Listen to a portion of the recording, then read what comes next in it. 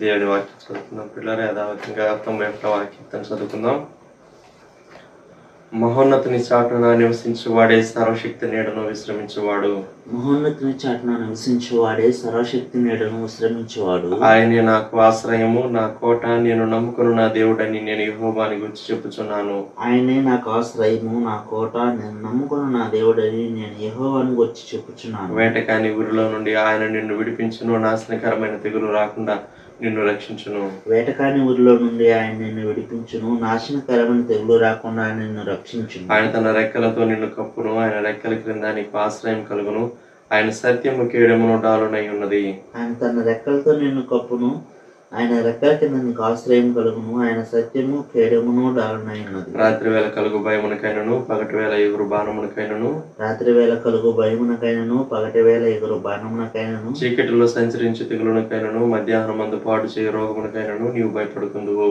చీకటిలో సంచరించి తెగులుకైనను, మధ్యాహ్నం ముందు పాడుచే రోగమునకైనను నీవు భయపడకుందు. నీ ప్రక్కన 1000 మంది పడినను, నీ కుడి పక్కన 10,000 మంది కూలినను అపాయం నీ ఎదుకు రాదు.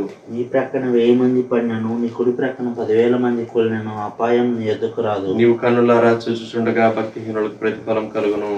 నీవు కనులారా చూచుండగా భక్తిహీనులకు ప్రతిఫలం కలుగును. యెహోవా నీవే నా ఆశ్రయము అని నీవు మహోన్నతుడైన దేవుని నీకు నివాస స్థలంగా చేసుకుని ఉన్నావు. యెహోవా నీవే నా ఆశ్రయము అని నీవు మహోన్నతుడైన దేవుని నీకు నివాస స్థలముగా చేసుకుని ఉన్నావు. నీకు అపాయమేమీ రాదు, ఏ తెగులును నీ గుడారము సమీపించదు. నీకు అపాయమేమీ రాదు, ఏ తెగులును నీ గుడారమును సమీపించదు. నీ మార్గములన్నిటిలో నిన్ను కాపాడుటకు ఆయన నిన్ను గూర్చి తన దూతలకు ఆజ్ఞాపించును. నీ మార్గములన్నింటిలో నిన్ను కాపాడుటకు ఆయన నిన్ను గూర్చి తమ దూతలకు ఆజ్ఞాపించు. నీ పాదములకు రాయి తగలకుండా వారు నిన్ను తమ చేతుల మీద ఎత్తి పట్టుకుందరు. నీ పాదములకు రాయి తగలకుండా వారిని తమ చేతుల మీద ఎత్తి పట్టుకుందరు. నీవు సింహములను నాగుపాములను త్రొక్కెదవు, కొదమ సింహములను భుజంగములను అనగద్రొక్కెదవు. నీవు సింహములను నాగుపాములను త్రొక్కెదవు, కొదమ సింహములను భుజంగములను అనగద్రొక్కెదవు. అతడు నన్ను ప్రేమించుచున్నాడు కనుక నేను అతని తప్పించదను, అతడు నా నామము ఎరిగిన వాడు కనుక నేను అతని కనపరచదను. అతడు నన్ను ప్రేమించుచున్నాడు కనుక నేను అతను తప్పించదను, అతడు నా నామము ఎరిగినవాడు గనుక నేను అతని కనపరచెదను. అతడు నాకు మొరపెట్టగా నేను అతనికి ఉత్తరం ఇచ్చదను, శ్రమలో నేను అతనికి తోడై ఉండదను, అతను విడిపించి అతని గొప్ప చేసేదను. అతడు నాకు మొరపెట్టగా నేను అతనికి ఉత్తరం ఇచ్చేదను, శ్రమలో నేను అతనికి తోడై ఉండేదను, అతని విడిపించి అతని గొప్ప చేసేదను. దీర్ఘాయువు చేత అతనిని తృప్తిపరచదను, నా రక్షణ అతనికి చూపించదను. దీర్ఘాయువు చేత అతని తృప్తిపరచేదను, నా రక్షణ అతనికి చూపించేదను. ఆమేన్. దేవుని వాక్యం విన్న పిల్లరా, దైవజనులు ప్రదాసకులు గారు వచ్చి మనకు దేవుని వాక్యం అందిస్తారు. యాకోబు రాసిన పత్రిక 2వ అధ్యాయం 26వ వచనం చదువుకుందాం. ప్రాణము లేని శరీరము ఎలాగూ మృతమో అలాగూ క్రియలు లేని విశ్వాసమును మృతము. ప్రార్థన. ప్రేమగల తండ్రి, పరిశుద్ధ దేవ, మీకు స్తోత్రములు. ఈ సమయంలో మీ గ్రంథంలో నుండి మేము మీ వాక్యమును ధ్యానిస్తూ ఉన్నాం. మా ఆత్మలకు బలం, మా మనసునకు కావలసినటువంటి ప్రోత్సాహము, శక్తి, అలాగూ మా పరిస్థితులన్నిటిపై మేము విజయం సాధించుటకు, ధైర్యంతో ముందు కొనసాగుటకు కావలసినటువంటి నిరీక్షణ, పునరుద్ధాన బలము తండ్రి మీరే అనుగ్రహించి మీ వాక్యం ద్వారా మాతో మాట్లాడి మమ్మలను బలపరచమని, ఇవి చేసే మీ బిడ్డలను దీవించమని మరొకసారి నన్ను మీ కాపుదల గల హస్తాలకు అప్పగించుకుంటూ యేసయ్య నామములో ప్రార్థిస్తున్నాం తండ్రి, ఆమెన్. ప్రియమైనటువంటి వారలారా, ఈ దినం మనము యాకోబు వ్రాసినటువంటి పత్రిక, 1వ శతాబ్దంలో వ్రాయబడినటువంటి ఈ పత్రిక క్రైస్తవ జీవితంలో, దిన జీవితంలో మనం పాటించవలసినటువంటి కొన్ని చక్కని విషయాలను గూర్చి, నియమాలను గూర్చి మనకు జ్ఞాపకం చేస్తూ ఉంది. Practical Christianity. మన దేశంలో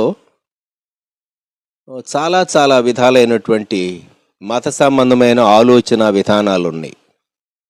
ముఖ్యంగా మనం పుట్టి పెరిగినటువంటి ఈ నేలపైన ఉండేటటువంటి అనేక మంది నమ్మేటటువంటి సిద్ధాంతాలు మనకు తెలుసు. కర్మ సిద్ధాంతాన్ని కొందరు నమ్ముతూ ఉంటారు, పూర్వజన్మ సుకృతం అని కొందరు అంటూ ఉంటారు, విధివ్రాత అనేటటువంటి పదం కూడా కొందరు వాడుతూ ఉంటారు. ఇలాగూ చాలామంది నాదేమీ బాధ్యత లేదు, నే చేయవలసింది ఏమీ లేదు, నేనేదో నిమిత్త మాత్రుణ్ణి అన్నట్లుగా మనుషులు ప్రవర్తిస్తూ తమ ప్రవర్తన యొక్క ఫలాన్ని ఇంకా ఏదో ఒక సిద్ధాంతానికి ఆపాదించడానికి ప్రయత్నించేటటువంటి ఫిలాసఫీ మన దేశంలో ఉన్నది. అది మన పూర్వీకుల యొక్క రక్తంలో సహా జీర్ణించుకుపోయి మరి తరతరాలుగా అటువంటి ఆలోచన విధానం మనము వింటూ ఉన్నాం, లేక మనం చూస్తూ ఉన్నాం.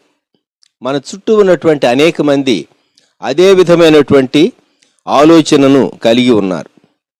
అయితే క్రైస్తవ ఆలోచన విధానం, క్రైస్తవ సంఘం యొక్క ఆలోచన విధానం వేరు. మార్కు రాసినటువంటి సువార్తలో ఒక చక్కని సంఘటన యేసుక్రీస్తు ప్రభువారు పరిచర్య చేసే కాలంలో జరిగినటువంటి సంఘటన గురించి మనం చదువుతాం.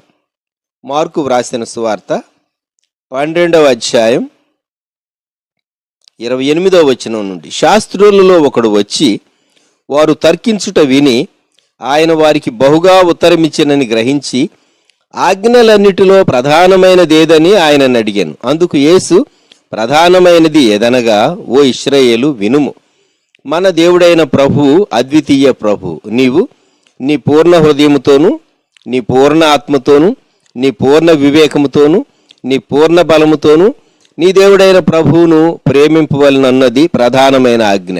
రెండవది, నీవు నిన్ను వలె నీ పొరుగువానిని ప్రేమింపవలనన్నది రెండవ ఆజ్ఞ. వీటికంటే ముఖ్యమైన ఆజ్ఞ మరేదియూ లేదని అతనితో చెప్పాను. యేసు ప్రభువారు ధర్మశాస్త్ర సారాన్ని 2 ఆజ్ఞలకు కుదించి మనము దేవుని ఎలా ప్రేమించాలి, పూర్ణ హృదయం, పూర్ణ ఆత్మ, పూర్ణ వివేకం, పూర్ణ బలం. సో మనకు కలిగిన సమస్తముతో మన ప్రభువును ప్రేమించటం. రెండవది, నిన్ను వలె నీ పొరుగువాన్ని ప్రేమించటం. ఇది క్రైస్తవ జీవితం యొక్క సారం. మనకు కలిగింది మనము ఇతరులకు ఇస్తాం. పేతురు, యోహాను మొట్టమొదటి శతాబ్దంలో అపోస్తల కార్య గ్రంథంలో యేసుక్రీస్తు ప్రభు ఆరోహణుడైనటువంటి కాలము తరువాత వారు ప్రార్థన సమయంలో 3 గంటలకు దేవాలయం మెట్లు ఎక్కి వెళుతూ ఒక వ్యక్తిని చూశారు. ఆ వ్యక్తి నడువలేడు. ఆ దేవాలయ ద్వారము దగ్గర ఉండేటటువంటి వాడు. ఆ గేట్ పేరు బ్యూటిఫుల్, శృంగారము బ్యూటిఫుల్. ఆ గేట్ పేరు చక్కని పేరే కానీ ఆ గేట్ దగ్గర దృశ్యం, ఇతడు బలహీనుడు లేక అవయవ లోపం కలిగినటువంటి వ్యక్తి, సహాయం అడిగేటటువంటి వ్యక్తి. వారిని భిక్షం అడిగాడని అపోస్తల కార్యం 3:3లో మనం చూస్తాం. అయితే మా తట్టు చూడమని అన్నారు పేతురు, యోహాను. 6వ వచనంలో పేతురు ఈ మాట అన్నాడు, వెండి బంగారములు నా యొద్ద లేవు గాని నాకు కలిగినదే నీకు ఇచ్చుచున్నాను, నజరేయుడైన యేసుక్రీస్తు నామమున నడువుము. ఇది చాలా గొప్ప మాట. ఈ వ్యక్తికి ఇంతకంటే జీవితంలో అవసరమైంది మరేది ఉన్నది? ఆలోచించండి. ఎంత డబ్బైనా ఇవ్వచ్చు, కొన్ని దినాలు ఖర్చు అవుతుంది. ఎంత మంచి ఆహారమైనా పెట్టవచ్చు, ఆహారం తినేసేస్తారు, జీర్ణమైపోతుంది. కొన్ని వస్తువులు ఇవ్వచ్చు, వాటిని వాడుకుంటారు, పాతికిలిపోతాయి, ఆ తర్వాత వాటిని ప్రక్కన పడవేస్తారు. వస్త్రాలు ఇవ్వచ్చు, ఒకవేళ కొన్ని దినాలు ధరించవచ్చు, ఆ తర్వాత చినిగిపోతాయి, అవి నిరుపయోగం అవుతాయి. అయితే నాకు కలిగినదే, మాకు కలిగినదే నీకు ఇచ్చుచూ ఉన్నాము. నాకు కలిగినదే పేతురు అన్నమాట. వెండి కంటే శ్రేష్టమైనది, బంగారము కంటే శ్రేష్టమైనది యేసుక్రీస్తు ప్రభు నామములో శక్తి ఉన్నది. అందుకే యేసు ప్రభు నామములో నడు అన్నాడు.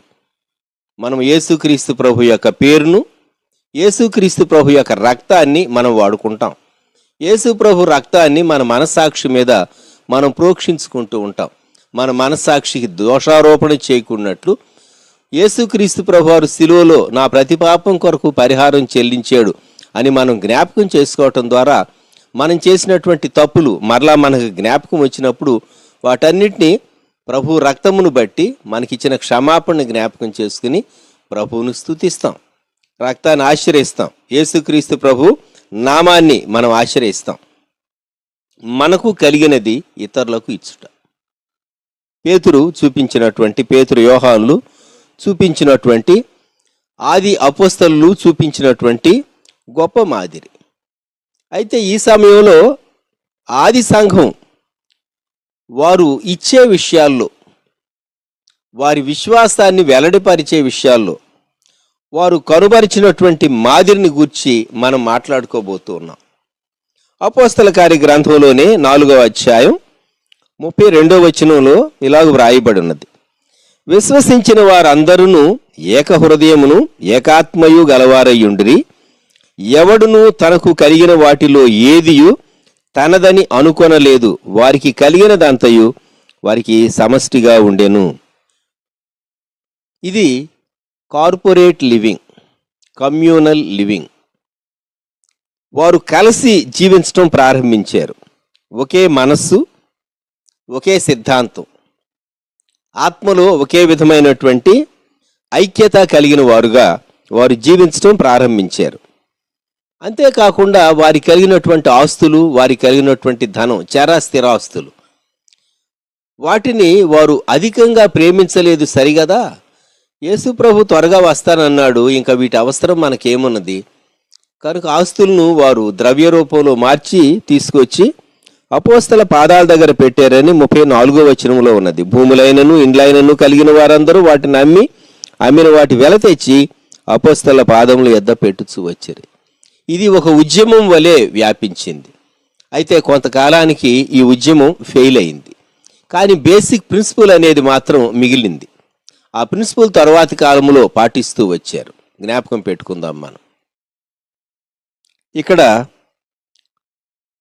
32వ వచనములో, ఎవడును తనకు కలిగిన వాటిలో ఏదియు తనదని అనుకొనలేదు.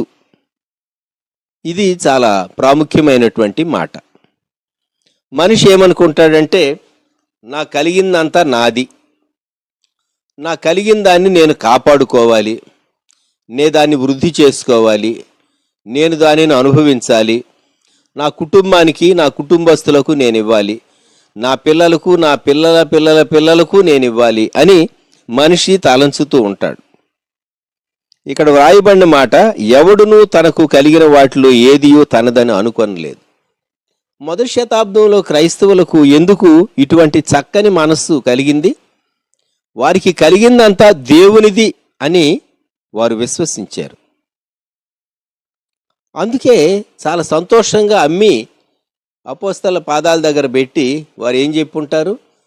మాకు వేళకు కొంచెం భోజనం పెట్టండి, అది కూడాను రకరకాల షడ్ర సోపేత రుచులతో పెట్టమని మేము అడగం. శరీరాన్ని కాపాడుకోవటానికి, ప్రాణాన్ని నిలుపుకోవటానికి, దేహానికి ఎంత అవసరమో అటువంటి ఆహారం మీరు మాకు పెట్టండి, ఇదిగో మా ఆస్తి అంతటిని అమ్మేసేసాం అని చెప్పేసేసి తీసుకొచ్చి మంచి మనస్సుతో అపోస్తల పాదాల దగ్గర వారు అదంతా అప్పగించారు అని వ్రాయబడింది. ఇది మనము చదివినప్పుడు మనకు అనిపిస్తుంది, వారెంతగా ప్రభు రాకడను కోరుకున్నారు, అపేక్షించారు, ప్రభువును ప్రేమించారు, ప్రభుపై ఆధారపడ్డారు, అపోస్తలులను నమ్మారు, విశ్వసించారు. వీరు మిస్మేనేజ్ చేస్తారేమో, వీరు సరిగా పంపకం చేస్తారా, నేను ఇప్పుడు నా కలిగిందంతా ఇస్తే నా భవిష్యత్ ఏంటి అనేటటువంటి ఆలోచన వారికి రాలేదు. వచ్చినటువంటి అననీ సపీరాల గతి ఏమైందో అబద్ధం ఆడినందుకు అపోస్తల కార్యం 5వ అధ్యాయం ఒక గొప్ప హెచ్చరిక. సాధారణంగా మనిషి దేవుడిచ్చిన జ్ఞానాన్ని బట్టి, దేవుని నమ్మని వారు తమ సొంత జ్ఞానమును బట్టి చక్కగా ప్రణాళికలు వేసుకుంటారు. తర్వాత ఇది చేస్తాను, కొన్ని సంవత్సరాల కొరకు ఒక చక్కని ప్రణాళిక వేసుకుంటారు. ప్రణాళిక వేసుకోవటం మంచిదే, కానీ ఆ ప్రణాళికలు నెరవేరకపోతే మన పరిస్థితి ఏమవుతుంది? ప్రియమైనటువంటి వారులారా, ఆది సంఘస్థులు వారు ఒక చక్కని నియమం పాటించారు. ఏంటంటే, తమకు కలిగినది ఏదైనా అది తమది అని అనుకోలేదు. విశ్వాసివి అయినటువంటి నీకు కలిగినది అది దేవుడిచ్చాడు కనుక అవసరమైతే నేను దేవుని కొరకు, దేవుని చిత్తానుసారంగా దానిని వాడవలసి ఉన్నది అనేటటువంటి ఒప్పింపు నీవు కలిగి ఉన్నావా? అపోస్తల కాలంలో జరిగినటువంటి ఇంకొక సంఘటన, పౌలు గారి కాలములో జరిగినటువంటి సంఘటన. కొరింథీయులకు వ్రాయబడినటువంటి 2వ పత్రిక 8వ అధ్యాయం, 2 కొరింథీ 8:13-15 వరకు చదువుతాను. ఇతరులకు తేలికగాను మీకు భారముగాను ఉండవలనని ఇది చెప్పట్లేదు గాని, హెచ్చుగా కూర్చుకున్న వానికి ఎక్కువ మిగుల్లేదనియు, తక్కువగా కూర్చుకున్న వానికి తక్కువ కాలేదనియు వ్రాయబడిన ప్రకారము అందరికీ సమానముగా ఉండు నిమిత్తము ప్రస్తుతమందు మీ సమృద్ధి వారి అక్కరకును, మరి ఒకప్పుడు వారి సమృద్ధి మీ అక్కరకును సహాయమై ఉండవలనని ఇలాగూ చెప్పుచున్నాను. ఇది చాలా సౌండ్ ప్రిన్సిపల్. మనకు సమృద్ధి ఉన్నప్పుడు ఇతరులతో షేర్ చేసుకుంటాం. మనకు అక్కర ఉండి ఇతరులకు సమృద్ధి ఉన్నప్పుడు ఇతర విశ్వాసులు మనతో షేర్ చేసుకుంటారు. ఎందుకంటే హెచ్చుగా కూర్చుకున్న వానికి ఎక్కువ మిగల్లేదు, తక్కువగా కూర్చుకున్న వానికి తక్కువ కాలేదు. మన్నాను గూర్చి ఈ మాట చెప్పబడింది. కొందరు ఆశతో, దురాశతో ఎక్కువ కూర్చుకున్నారు కూర్చుకోమన్న దానికంటే. మన్నా ఎంత కూర్చుకోవాలో ఒక్కొక్క వ్యక్తికి, కుటుంబ యజమాని లేక కుటుంబంలోని వారు వెళ్ళి ఎలా కూర్చుకోవాలో దేవుడు చాలా క్లియర్ ఇన్స్ట్రక్షన్స్ ఇచ్చాడు. అయితే ఎక్కువగా కూర్చుకున్న వారు కొలిస్తే ఎంత ఉండాలో అంతే ఉన్నది. కొందరు బద్దకించి కూర్చుకోవాల్సిన దానికంటే కొంచెం తక్కువ కూర్చుకున్నారు. కొలిచినప్పుడు అది వారికి సరిపోయింది. ఇది ఆశ్చర్యం కదా. కొన్ని మార్లు మానవ జీవితంలో ఎట్ ద ఎండ్ లెక్క వేసుకుంటే కూడాను ఇది కనబడుతూ ఉంటుంది. హెచ్చుగా కూర్చుకున్న వాళ్ళకి మిగల్లేదు, తక్కువగా కూర్చుకున్న వాళ్ళకి అది తక్కువ కాలేదు. మనము మన జీవితంలో విశ్వాసులంగా పాటించవలసినటువంటి ఒక చక్కని నియమం, హెచ్చుగా కూర్చుకున్నావు కానీ అది హెచ్చుగా మిగల్లేదు. కొందరు హెచ్చుగా కూర్చుకున్న వారు ఉన్నారు, వారి వలన వారి ప్రాణానికి ప్రయోజనం కలుగలేదు. నేను ఒక క్రైస్తవేతరుని గూర్చి విన్నాను. నాకు చెప్పినటువంటి వ్యక్తి అది యథార్థమైనటువంటి సంఘటన అని నేను ఎరుగుదును. ఆ వ్యక్తి ఒక స్థలంలో, ఒక పట్టణంలో ఫలాని వ్యక్తికి సంబంధించినటువంటి ఆస్తిని మేము అమ్మాం. 2 కోట్ల రూపాయలు మేము తీసుకుని వచ్చాం. 2 కోట్ల రూపాయలు ఇంట్లో పెట్టాం. ఏ వ్యక్తి అయితే ఆస్తిని అమ్మాడో ఆయనకు వైద్య విషయాలు కూడా తెలుసు. ఆ వ్యక్తి నాతో చెప్పిన మాట ఇదే. 2 కోట్ల రూపాయలు ధనం ఇంట్లో కలిగి ఉండి, ఎందుకంటే మేము చేతులారా తీసుకుని వచ్చామండి, కొన్ని వందల రూపాయలు ఆ మందుల్లో తేడా ఖరీదు వస్తుందని ఇక్కడ దొరకనటువంటి ఆ మందులు కొననందువలన ఆ వ్యక్తి తన ప్రాణాన్ని పోగొట్టుకున్నాడు. ఎంత విచారకరం. కొన్ని మార్లు మనుషులు కూర్చుకుంటారు. ఏమవుతుందో నువ్వు కూర్చుకున్నది.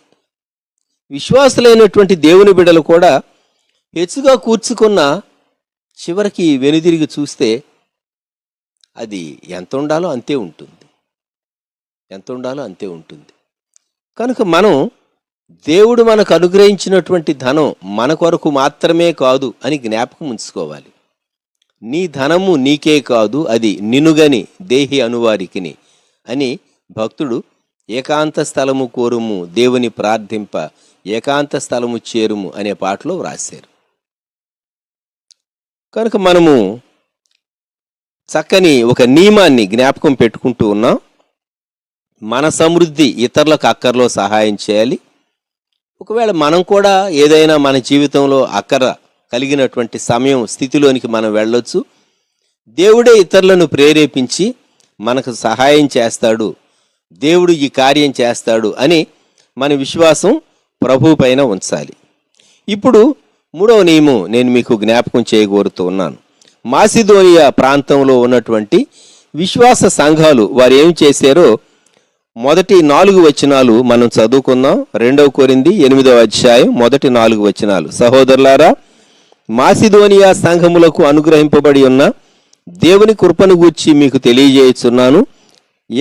ఎలాగనగా వారు బహుశ్రమ వలన పరీక్షింపబడగా అత్యధికముగా సంతోషించిరి, మరియు వారు నిరుపేదలైనను వారి దాతృత్వం బహుగా విస్తరించెను.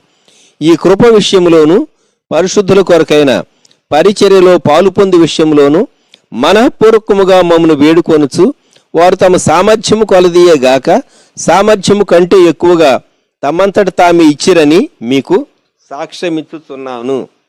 ఇది మాసిదోనియా సంఘస్థులు చూపించినటువంటి చాలా గొప్ప మాదిరి. ఈ మాసిడోనియన్ చర్చెస్ రిచ్ చర్చెస్ కాదు, సంపన్నమైనటువంటి క్రైస్తవ సంఘాలు కాదు, సాధారణమైన సామాన్యమైనటువంటి క్రైస్తవ సంఘాలు. అయితే వారు యేసు ప్రభువును నమ్మిన తరువాత కష్టాలు వచ్చినాయి, శ్రమలు వచ్చినాయి, వారి విశ్వాసం పరీక్షింపబడింది. 8:2 వారు బహుశ్రమ వలన పరీక్షింపబడగా అత్యధికముగా సంతోషించిరి.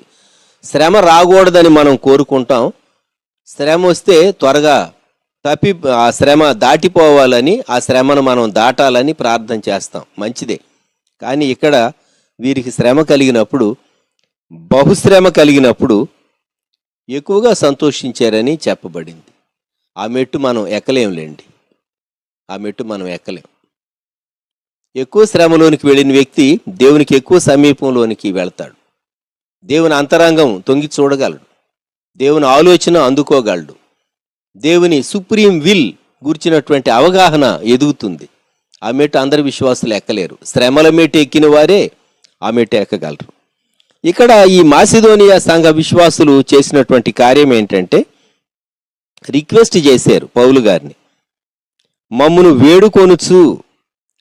వారు సహాయం ఇచ్చారు కొంత, యెరూషలేములో ఉన్నటువంటి వారికి పంపించమని. యెరూషలేములో సంఘం సెంట్రల్ చర్చ్ అన్నమాట, ఇది హోమ్ చర్చ్. మరి వీరు ఆధిక్యత కలిగిన వారు, ఎక్కువైన వారు తక్కువైన వారికి సహాయం చేస్తారు, తక్కువైన వారు ఎక్కువైన వారికి సహాయం చేయటం ఎలాగుంటుంది, ఉల్టా. వీరేమన్నారు మాసిదోనియా వారు, దయచేసి ఈ హెల్ప్ వారికి అందించండి. ఎలా ఇచ్చారు, మేము పేదోళ్ళు, మేమేమి ఇవ్వగలమండి అని చెప్పేసేసి వారు అనలేదు. కొన్ని మార్లు కొన్ని స్థలాల్లో సేవకులు పేద మాటలు అంటూ ఉంటారు, మేము దరిద్రులు, మేమేమి ఇవ్వగలమండి, మేమేమి ఇవ్వగలం. బోధకునికి ఛార్జీలు కూడా ఇవ్వనటువంటి వారు ఉంటారు కొందరు. అదేమంటే మేము దరిద్రులం, పేదోళ్ళం, మేమేమి ఇవ్వగలం.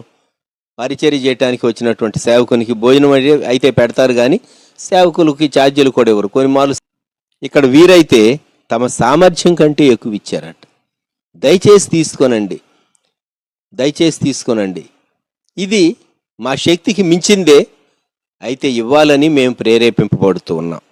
ఈ మాస 7వ వచనంలో ఇక్కడే 2 కొరింథీ 8:7 మీరు ప్రతి విషయములో అనగా విశ్వాసమందును ఉపదేశమందును జ్ఞానమందును సమస్త జాగ్రత్త యందును మీకు మా యెడల ఉన్న ప్రేమ యందును ఎలాగూ అభివృద్ధి పొందుతున్నారో అలాగే మీరు ఈ కృప యందు కూడా అభివృద్ధి పొందినట్లు చూసుకొనుడి అని పౌలు గారు హెచ్చరించాడు. ద గ్రేస్ ఆఫ్ గివింగ్, ఇచ్చుట అనేటటువంటి ధన్యత, ఇచ్చుట అనేటటువంటి కృప. మన ఇండియా దేశస్తుల యొక్క స్వభావంలో పుచ్చుకొనుట అనే స్వభావం ఎక్కువగా ఉంటుంది, ఇచ్చుట అనేటటువంటి స్వభావం చాలా తక్కువగా ఉంటుంది. ఎంతసేపు ఎవరైనా మనకి ఏదైనా ఇస్తే మనం అందుకోవాలి అనేటటువంటి మనస్సు సహజంగా ఇండియా దేశస్తులకు, క్రైస్తవులకు ఉంటుంది, క్రైస్తవేతరులకు కూడా ఉంటుంది సుమా. పౌలు గారు ఇచ్చినటువంటి హెచ్చరిక ఏంటంటే, మీరు ఈ కృపయందు కూడా అభివృద్ధి పొందినట్లు చూసుకొనుడి. Growing in this grace of giving, దీనిలో వృద్ధి చెందుట. ఒక రోజులో మనం నేర్చుకోలేం, ఒక మాసంలో నేర్చుకోలేం. ఒక జీవిత విధానంగా ఇది ఉండాలి, జీవిత విధానంగా ఉండాలి. ఇచ్చుట, షేర్ చేసుకోవటం అనేటటువంటి జీవిత విధానం. గత 2000 సంవత్సరాల సంఘ చరిత్రలో క్రైస్తవ్యం ఎలాగూ వ్యాపించింది. మొదటి శతాబ్దం నుండి 4వ శతాబ్దం వరకు శ్రమలు విస్తారంగా ఉన్నాయని, తరువాత కాన్స్టాంటైన్ వచ్చిన తరువాత క్రైస్తవ్యం మరి అంగీకరించినటువంటి వారికి శ్రమలు తగ్గిపోయినవని మనం చదువుతాం సంఘ చరిత్రను బట్టి. అయితే తరువాతి కాలములో క్రైస్తవ్యం వృద్ధి చెందుతూ వచ్చింది. క్రైస్తవ్యం మొదటి శతాబ్దంలోనే మన దేశానికి, ఇండియా దేశానికి కూడా సువార్త వచ్చింది అనుకోండి. ఆయా ఖండాలకు, ఆఫ్రికా ఖండానికి కానీ, మరి యూరోప్లోని ఆయా దేశాలకు కానీ క్రైస్తవ్యం వ్యాపిస్తూ వచ్చింది. మధ్యప్రాచ్యంలోనూ వ్యాపిస్తూ వచ్చింది. క్రైస్తవ్యము వ్యాప్తికి మరి మిషనరీల కాలంలో 17, 18, 19 శతాబ్దాల్లో మిషనరీలు, సువార్థికులు, రిఫర్మేషన్ తర్వాత మిషనరీ సంస్థలు వారు ఎక్కడ సువార్త వినబడలేదో అక్కడకు సువార్తను తీసుకొని వెళ్ళాలని వారు ప్రేరేపింపబడి వారు మిషనరీ సొసైటీస్ ఫామ్ చేసి కొందరు మిషనరీలను పంపించి మిషనరీలను వారు పోషించేటటువంటి వారు. మిషనరీలు కూడా తెగించి తాము పుట్టి పెరిగినటువంటి వాతావరణ పరిస్థితులు వేరు, ఆఫ్రికా ఖండంలో కానీ, ఇండియా దేశం లేక బంగ్లాదేశ్ లేకుంటే ఇతర పాకిస్తాన్ కానివ్వండి, ఆయా ఆసియా దేశాల్లో కానివ్వండి, పరిస్థితులు భిన్నం, వాతావరణం వేరు, ఉష్ణ దేశాలు, ఇక్కడ వచ్చేటటువంటి జబ్బులు వేరు, మందులు కూడా దొరకు. కొన్ని వందల సంవత్సరాలు వెనక్కి వెళితే, 300, 200 సంవత్సరాలు వెనక్కి వెళితే ఈ మెడికల్ ఫెసిలిటీస్ లేనటువంటి కాలం. వారు ఇంగ్లాండ్ నుండో లేక అమెరికా నుండో లేకుంటే ఇతర దేశాల నుండో జర్మనీ నుండో ప్రయాణం చేసి రావాలంటే మాసాలు పట్టేది. 6 మాసాలు కూడా కొన్ని మార్లు పట్టేదని చదువుతాం మనం. వెళ్ళినటువంటి వ్యక్తి ఇప్పుడున్నట్టు ఫోన్లు లేవు, చనిపోయాడో బ్రతికాడో తెలియదు, ఉత్తరాలే. మరి ఇటువంటి దినాల్లో వారు ప్రేరేపింపబడి మిషనరీ పరిచర్య కొరకు ఈ సువార్తను, యేసుక్రీస్తు ప్రభు నామములో పాపక్షమాపణ, రక్షణ, మానవుడు తిరిగి దేవునితో అనుసంధానం అవుతాడు అనే విషయాన్ని వారు ప్రకటించడానికి రక్షణ సువార్తను వారు తీసుకొని ఆయా దేశాలకు, ఖండాలకు మిషనరీస్ వచ్చారు.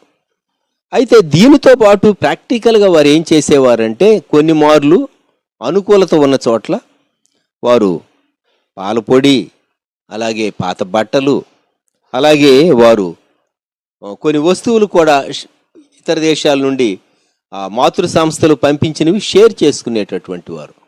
ఎందుకు అంటే ప్రలోభ పెట్టి మతంలో చేర్చడానికి కాదు. వీరు చెప్పేటటువంటి వాక్యం ఏదో ఒక సిద్ధాంతం, ఏదో ఒక ఇజం, ఏదో ఒక వాదం, ఏదో ఒక మత విధానం, ఆలోచన విధానం మాత్రమే కాక అది జీవితాలను మార్చి వ్యక్తులను ప్రభావితం చేస్తుంది అని రుజువుపరచడానికి.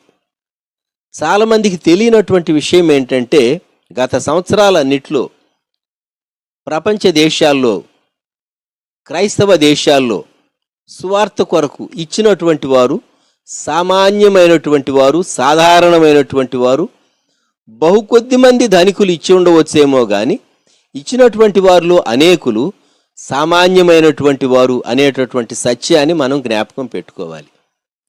మరి సామాన్యమైనటువంటి వారు ఎందుకు ఇచ్చారు, ఎలాగివ్వగలిగారు? వారు యేసు ప్రభువును ప్రేమించారు గనుక. ఇది రహస్యం. ప్రభువును ప్రేమించి తమకు కలిగింది ఇతరులతో వారు షేర్ చేసుకున్నారు. క్రిస్మస్ కాలమే ఎందుకు ఎంచుకున్నారని మీకు డౌట్ రావచ్చు. ఇతర సమయాల్లో అయితే మత మార్పిడి కొరకు ప్రలోభ పెడుతూ ఉన్నారు అంటారు. క్రిస్మస్ కాలంలో అంటే దేవుడే మనిషిగా వచ్చాడు, మానవుని కొరకు తన తాను ఇచ్చివేసుకున్నాడు. Christmas is a time of sharing. బహుమానాలు, ప్రజెంట్స్ ఇతరులతో పంచుకునేటటువంటి కాలం అని చెప్పేసేసి క్రిస్మస్ను గూర్చి అవగాహన, క్రిస్మస్ను గూర్చినటువంటి అవగాహన. సంఘాలు సువార్తతో పాటు వారికి కలిగినవి ఇతరులతో పంచుకున్నారు. ముఖ్యంగా క్రిస్మస్ సీజన్ అప్పుడు ఎవరు అభ్యంతరం చెప్పడానికి వీల్లేదు, ఎవరు పాయింట్అవుట్ చేయటానికి వీల్లేదు. ఇతర సమయాల్లో షేర్ చేసుకుంటే ఏమంటారంటే, వీరేదో ప్రలోభ పెడుతున్నారు వీరి మతాన్ని మార్చడానికి అనేటటువంటి మాటలు వచ్చేటటువంటి అవకాశం ఉంటుంది. మనము దేవుని పిల్లలంగా ఒక వ్యక్తి యొక్క ఆత్మరక్షణను మనం జ్ఞాపకం పెట్టుకుంటాం. ఆత్మరక్షణ చాలా ప్రాముఖ్యమైంది, సువార్త చాలా ప్రాముఖ్యమైంది. దానితో పాటు శరీరం యొక్క క్షేమం కూడా ప్రాముఖ్యమైనదే సుమ. లూకాసు వార్త 10వ అధ్యాయంలోనికి వద్దాం. లూకాసు వార్త 10వ అధ్యాయంలో మంచి సమరయుని గూర్చినటువంటి భాగం మనం చదువుతాం. ఒకసారి లూకాసు వార్త 10వ అధ్యాయం 30వ వచనం నుండి చదువుతాను. అందుకు యేసు ఇట్లనెను, ఒక మనుష్యుడు యెరూషలేము నుండి యెరికో పట్టణమునకు దిగి వెళ్ళుచు దొంగల చేతిలో చిక్కెను. వారు అతని బట్టలు దోచుకొని అతని కొట్టి కొరప్రాణముతో విడిచిపోయి. అప్పుడు ఒక యాజకుడు ఆ త్రోవను వెళ్ళుట తటస్థించెను. అతడు అతనిని చూచి ప్రక్కగా పోయెను. అలాగుననే లేవీయుడు ఒకడు ఆ చోటికి వచ్చి చూచి ప్రక్కగా పోయెను. అయితే ఒక సమరయుడు ప్రయాణమైపోవచ్చు అతడు పడి ఉన్న చోటికి వచ్చి అతనిని చూచి అతని మీద జాలిపడి దగ్గరకు పోయి నూనెయు ద్రాక్షారసమును పోసి అతని గాయములను కట్టి తన వాహనం మీద ఎక్కించి ఒక పూటకోళ్ల వాని ఇంటికి తీసుకుని పోయి అతని పరామర్శించాను. మర్నాడు అతడు 2 దేనారములు తీసి ఆ పూటకోళ్ల వానికి ఇచ్చి ఇతని పరామర్శించుము చెదనని అతనితో చెప్పిపోయాను. ఈ భాగంలో మనము గ్రహించేటటువంటి విషయం, ఈ సమరయుడు దొంగల చేతిలో చిక్కినటువంటి వ్యక్తికి ఎంతో పరిచర్య చేశాడు. అంతకు మునుపు 2 వ్యక్తులు వచ్చారు. యాజకుడు వచ్చాడు, లేవీయుడు కూడా వచ్చాడు. కానీ వారు సహాయం చేయలేదు. ధర్మశాస్త్రం దేనిని చేయజాలకపోయిందో యేసుక్రీస్తు ప్రభువారు దాన్ని చేశాడు, మానవుని ఆత్మ కొరకు, క్షేమం కొరకు. ధర్మశాస్త్రం ఏం చెప్తుందంటే, నీవు అది చెయ్యి ఇది చెయ్యి అప్పుడు నీవు జీవిస్తావని చెప్తుంది. అది చేయటానికి ధర్మశాస్త్రం చెప్పిన దానికి చేసే శక్తి లేదు. ఆ యాజకుడు కానీ లేవీయుడు కానీ ఇతడు యెరూషలేము నుండి దిగి వెళ్ళటమే తప్పు, లేక ఒంటరిగా ప్రయాణం చేయటమే తప్పు అని వారు ఏం తలంచారో వారి బాధ్యతలను గుర్తు చేసుకుంటూ నేను దేవుని పట్ల నెరవేర్చవలసిన నా విధి ప్రాముఖ్యం అని చెప్పి వారు త్వరగా వెళ్ళిపోయి ఉంటారు, నిర్లక్ష్యం చేసి వెళ్ళిపోయి ఉంటారు. కానీ ఈ సమరయుడు యూదుణ్ణి తాకకూడదు, అయినా తాకాడు. తన వాహనం మీద ఎక్కించుకున్నాడు, పూటకోళ్ళ వాని ఇంటికి తీసుకెళ్ళాడు, పరిచర్య చేశాడు, పరామర్శించాడు, ఖర్చు పెట్టాడు. ఇంకా ఎక్స్ట్రాగా తన కొరకు ప్రొవైడ్ చేశాడు, 2 దేనారాలు ఇచ్చాడు అని వ్రాయబడి ఉన్నది. 2 దేనారాలు. బహుశా అతను కోలుకోవటానికి ఆ అమౌంట్ సరిపోతుంది. ఒకవేళ ఇంకేమైనా ఖర్చు చేస్తే మరలా నేను వచ్చినప్పుడు నీకు ఇస్తానన్నాడు. కాబట్టి ఆ పూటకోళ్ళ యజమానునికి ఈ సమరయుడు తెలుసు. మనం గ్రహించేటటువంటి విషయం, శరీర క్షేమం, శరీరం యొక్క ఆరోగ్యం, జబ్బున పడినటువంటి వ్యక్తిని తిరిగి బాగయ్యేటట్లుగా మనము ఆ వ్యక్తి కొరకు చేయవలసింది చేయటం, అది దేవుని చిత్తమే. యేసుప్రభు అన్నాడు లూకాసు వార్త 10:37, నీవును వెళ్ళి అలాగు చేయుమని అతనితో చెప్పాను. నీవును వెళ్ళి అలాగు చేయుమని అతనితో చెప్పాను. మనము గ్రహించవలసినటువంటి సత్యం, అక్కరలో ఉన్నవారికి సహాయం చేయటం, వ్యక్తులుగా, కుటుంబాలుగా, సంస్థలుగా, సంఘముగా మనం సహాయం చేయటం అవసరం. యాకోబు వ్రాసినటువంటి పత్రిక జేమ్స్ 2:26, చాప్టర్ 2 వర్స్ 26, క్రియలు లేని విశ్వాసము మృతము. క్రియాసహితమైనటువంటి విశ్వాసం మనం కలిగి ఉండాలి. James chapter 2 verse 26. మనము ఆలోచన చేద్దాం. మనము స్వార్థను చెప్పాలి, వారి కొరకు ప్రార్థన చేయాలి, మనం పంచుకోగలిగింది పంచుకోవాలి. 7 విషయాలు. ఆది సంఘం ఏం చేసింది? మాకు కలిగినదే మీకు ఇస్తూ ఉన్నాను. ఎవరూ తనకు కలిగింది వారిది అని అనుకోలేదు. 2, చక్కని నియమం, సౌండ్ ప్రిన్సిపల్. హెచ్చుగా కూర్చుకున్న వాళ్లకు ఎక్కువ మిగలలేదు, తక్కువగా కూర్చుకున్న వారికి తక్కువ కాలేదు. కాబట్టి వారి సమృద్ధి వీరి అక్కరకు, వీరి సమృద్ధి వారి అక్కరకు ఉపయోగపడటం 2వ నియమం. 3వది, మాసిదోనియా వారు చక్కని మాదిరిని చూపించారు. పౌలు గారు చేసినటువంటి హెచ్చరిక, ఇచ్చుట అనేటటువంటి కృపలో మీరు వర్ధిల్లండి అన్నాడు. 2000 సంవత్సరాల సంఘ చరిత్రలో, ముఖ్యంగా 4వ శతాబ్దం తరువాత సువార్త వ్యాపించడానికి క్రైస్తవుల యొక్క ప్రేమ, వారి ఇతరులతో ఏదైతే షేర్ చేసుకుంటూ వచ్చారో, మిషనరీలు పంపించడానికేమి, వారిని సపోర్ట్ చేయటానికేమి, అలాగూ వారు ఏ ప్రాంతాల్లో పరిచర్య చేస్తున్నారో ఆ ప్రజలకు వారు చేయగలిగిన సహాయం చేయటం ద్వారా క్రైస్తవ్యం వ్యాపించింది. అంతేకాదు, ఆరవదిగా ఒక వ్యక్తి యొక్క ఆత్మరక్షణ కొరకు, వారి శరీర క్షేమం కొరకు మనము ఆలోచించవలసిన వారంగా ఉన్నాం. అందుకొరకే 7వ నియమం ఏంటంటే, వ్యక్తులంగా కానీ, కుటుంబాలుగా కానీ, సంఘంగా కానీ మనము చేయగలిగింది ప్రార్థించుట, స్వార్థను ప్రకటించుట, మనకు కలిగినవి షేర్ చేసుకోవటం, మన కలిగిన వాటిని పంచుకోవటం ద్వారా యేసుక్రీస్తు ప్రభు నామం మహింపరచబడుతుంది. ఇది దేవుని చిత్తము. క్రియలు లేని విశ్వాసం మృతం అనే మాట జ్ఞాపకం పెట్టుకుందాం. ప్రార్థన. ప్రేమగల మా తండ్రి, పరిశుద్ధ ప్రభ, గొప్ప దేవ, మా రక్షక, మీకు వందనములు, స్తోత్రములు. క్రైస్తవ ప్రేమ, యేసుక్రీస్తు ప్రభు మమ్ములను ప్రేమించి మా కొరకు తనను తాను ఇచ్చివేసుకున్నటువంటి మీ సంపూర్ణమైనటువంటి ప్రేమ మాదిరిని మేము జ్ఞాపకం చేసుకోవటానికి సహాయం దయచేయండి. మంచి సమయుడు దొంగల చేతిలో చిక్కినటువంటి వానికి ఏం చేశాడో యేసు ప్రభు వారు చెప్పినటువంటి ఆ ఉపమానాన్ని మేము జ్ఞాపకం చేసుకుంటూ మేము కూడా మంచి సమరయుల వలె ఉండటానికి కృప దయచేయమని ప్రార్థిస్తున్నాం. మా కొరకు మంచి సమరయుడుగా, పాపం చేత మేము కొట్టబడిన వారంగా, నష్టపోయినటువంటి వారంగా ఉన్నప్పుడు మమ్మలను తండ్రి మీరు ప్రేమించారు, మీ రక్తం ఇచ్చారు, మమ్మల్ని రక్షించారు, మా గాయాలు కట్టారు, మమ్మలను బాగు చేశారు, సంఘానికి మమ్మల్ని అప్పగించారు, మమ్మల్ని పోషిస్తున్నారు, మీ వాక్యం ద్వారా, ఆత్మ ద్వారా మమ్మల్ని బలపరుస్తున్నారు. మా ప్రియ ప్రభ, మరొకసారి వ్యూ చేస్తున్నటువంటి మీ బిడ్డలను, కుటుంబాలను మీరు జ్ఞాపకం చేసుకోండి. ఏ కుటుంబాల్లో ఎవరు తండ్రి అనారోగ్యంతో, బలహీనతో ఉంటూ ఉన్నారో వారిని దయతో జ్ఞాపకం చేసుకోండి. మీ వాక్యం ద్వారా, మీ ఆత్మ ద్వారా మమ్మలను బలపరచుము, ధైర్యపరచుము, తోడైండుము, సహాయం చేయము, కృప చూపుము. మరొకసారి మీ కృపకు మమ్మల్ని అప్పగించుకుంటూ యేసుక్రీస్తు ప్రభు నామంలో ప్రార్థిస్తూ ఉన్నాము తండ్రి. ఆమెన్. మన ప్రభు అయిన యేసుక్రీస్తు వారి కృపా, దేవుని ప్రేమ, పరిశుద్ధాత్ముని అన్యోన్య సహవాసం సదాకాలం సంఘమునకు తోడై ఉండునుగాక. ఆమెన్.